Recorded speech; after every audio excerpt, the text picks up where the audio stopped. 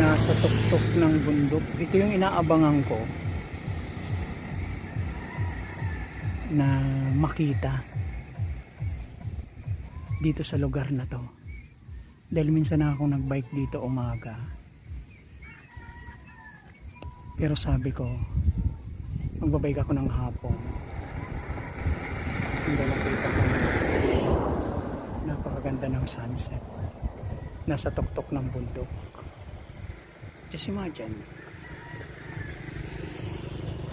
Pero guys, sa kabila ng problema ko, dahil just imagine, meron kayong isang group chat,